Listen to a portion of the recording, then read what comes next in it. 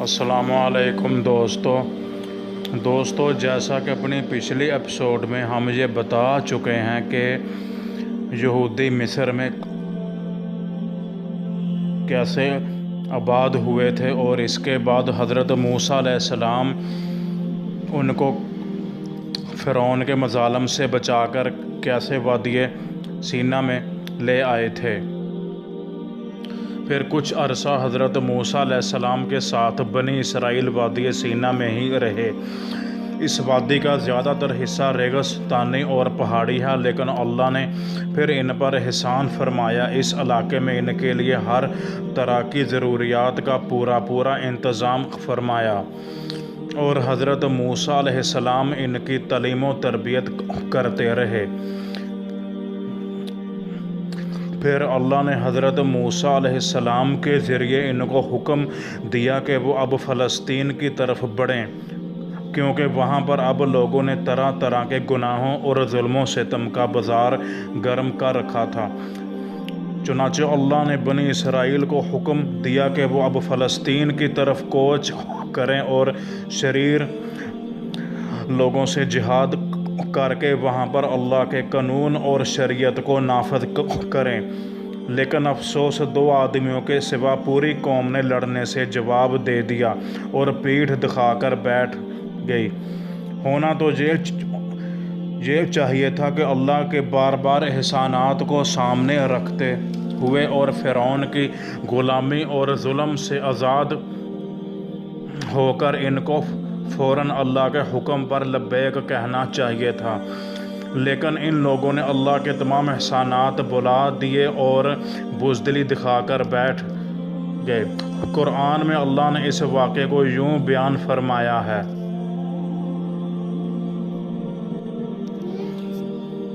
سورہ مائدہ کی آیات میں فرمان الہی ہے،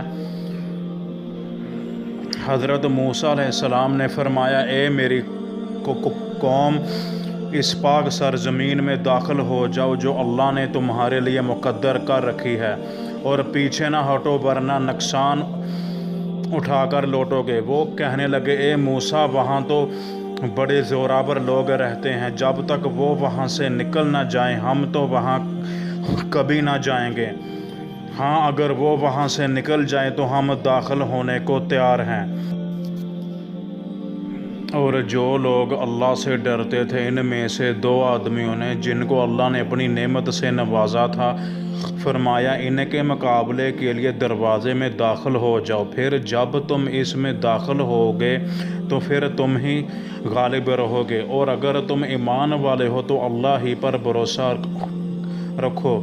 وہ کہنے لگے، موسیٰ، جب تک وہ جابر لوگ وہاں موجود ہیں ہم تو کبھی بھی داخل نہ ہوں گے، لہٰذا تم اور تمہارا رب جاؤ اور ان سے جنگ کرو، ہم تو یہیں بیٹھتے ہیں۔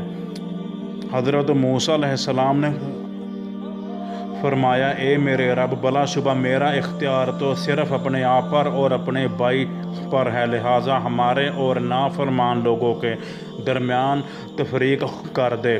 اللہ تعالیٰ نے فرمایا، اب وہ زمین ان پر 40 سال کے لیے حرام کر دی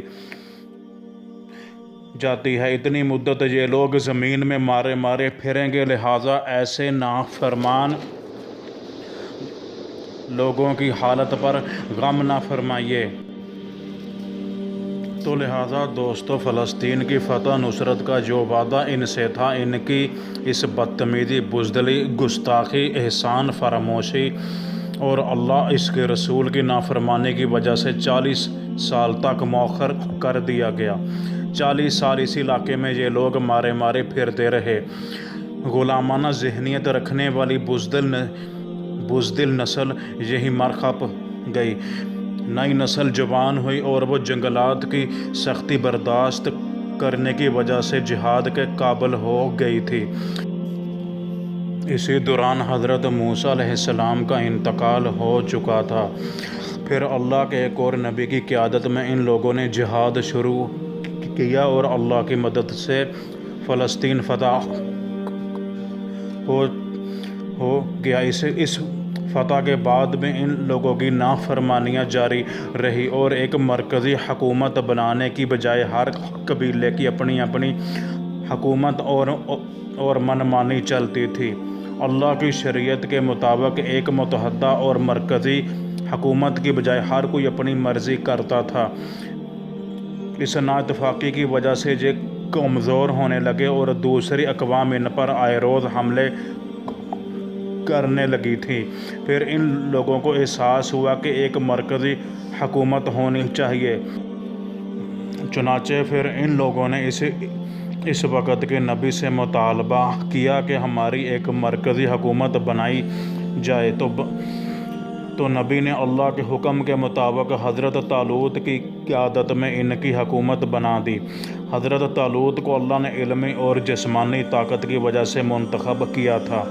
وقت گزرتا گیا، حضرت طالوت کے بعد حضرت داؤد علیہ السلام بنی اسرائیل کے بادشاہ بنے، جو اللہ کے نبی بھی تھے۔ ان کے بعد حضرت سلیمان علیہ السلام ان کے بعد بادشاہ بنے اور یہ ان کے عروج کا وقت تھا۔ حضرت سلیمان علیہ السلام کے بعد بنی اسرائیل متحدہ نہیں ہو سکے اور ان کی یہ حکومت دو حصوں میں تقسیم ہو گئی اور ان لوگوں میں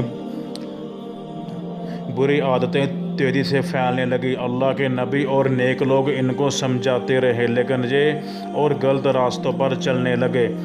چنانچہ دوسرے علاقوں کے بادشاہ ان پر عذاب الہی کی شکل میں نازل ہوئے۔ بنی اسرائیل کی مملکت کے ایک حصے کو شام کی اقوام نے تباہ و برباد کر دیا اور دوسرے حصے کو بابل کے بادشاہ بخت نصر نے ایسا تباہ و برباد کیا کہ ایک دیوار بھی سلامت نہ رہی۔ لاکھوں لوگ قتل کیے اور بہت سوں کو قیدی بنا کر بابل لے گیا۔